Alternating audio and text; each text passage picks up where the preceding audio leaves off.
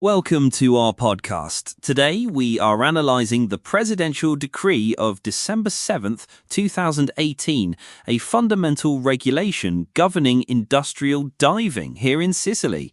Rachel, could you give us some context on the importance of this decree? Of course, Jake. This decree represents a concrete response to the training and professional qualification needs within the industrial diving sector.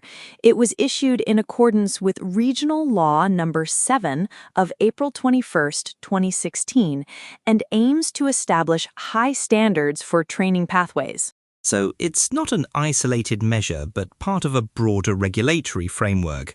What are the main references supporting it? Exactly. The decree is based on several regulations. At the regional level, it refers to laws such as Number 10 of 2000 and Number 19 of 2008, which govern administration. At the European level, it recognizes professional qualifications according to Directive 2005/36 (EC), facilitating worker mobility. And, crucially for the sector, the training pathways must comply with the minimum requirements set by the International Diving Schools Association, IDSA. That's a framework that bridges local needs with international standards then. That sounds quite ambitious. Moving into the details of the training pathways, what specific requirements must institutions meet to be authorized to offer these courses? The regulation is very clear on this. Pathways must be authorized and conducted exclusively by state-run institutions or by vocational training centers accredited by the region. They must follow international didactic requirements, especially regarding bottom times and underwater activities. Furthermore, constant updates are required whenever training standards change. And regarding the recognition of qualifications, is there a specific mechanism to certify that these courses are compliant, or is it left up to individual institutions? Yes, there is. To facilitate the recognition of professional qualifications, institutions must issue a Europass certificate supplement. This document certifies that the training pathways comply with current regulations, making it easier to validate skills at both the national and European levels. It's a standardized approach. That sounds like a sensible way to ensure consistency. Another interesting aspect mentioned is the establishment of a telematic registry, an online register. What is its primary function and how will it operate in practice?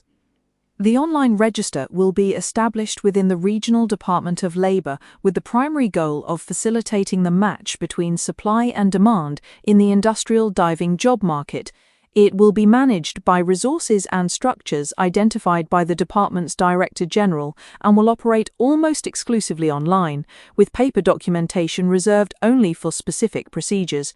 Registrations and changes will only take effect once the updated data is published on the website, ensuring real-time accuracy. So, a digital platform aiming for transparency and efficiency. For the divers themselves, how do they register for this directory and what documents are required? Registration is done via an individual application. The request must be submitted using a model approved by the Director General and must mandatorily include authorization for the processing of personal data. Otherwise, the application will be rejected. Additionally, payment of the fees for the issuance of the registration card is required. And what if a diver changes their qualification level or for some reason needs to be removed from the register? Registered members can request updates to their status, for example, upon achieving a new qualification level, by attaching the relevant documentation. In these cases, the previous card must be returned and replaced with a new one. As for removal, it can be voluntary at the request of the member or ex officio in the case of documented irregularities or other legal provisions. The registry will then flag the cancellation and remove the data. Let's talk about the registration card itself. It's essentially a professional ID card. What features will it have given its importance? Yes, it is a personal ID card issued upon registration, containing personal details and the qualification level. It must be durable and tamper-proof, with specific graphic features yet to be finalized. In case of loss, the member can request a duplicate, again subject to the payment of fees. Finally, this system also involves economic and coordination aspects beyond the direct services. How are the issuance fees managed, and how does this regulation integrate with the broader regional and European qualification systems? The region's general accountant will activate a specific revenue entry in the budget to manage the funds from the card issuance fees. On the coordination front, an assessorial decree is expected to update the regional qualifications directory to include these new qualifications. Furthermore, the department must ensure these qualifications are entered into the European database to facilitate recognition and mobility across the EU. Rachel, thank you. This presidential decree of December 7th, 2018 seems to be a fundamental step in structuring and regulating industrial diving training in Sicily. It sets rigorous standards, an online registry, and clear procedures, focusing on professionalism and safety. Exactly, Jake. The goal is twofold: to ensure the training of highly qualified divers and to promote maximum transparency in a sector crucial to the island's maritime economy. Our thanks to Rachel for guiding us through the details of this important regulation.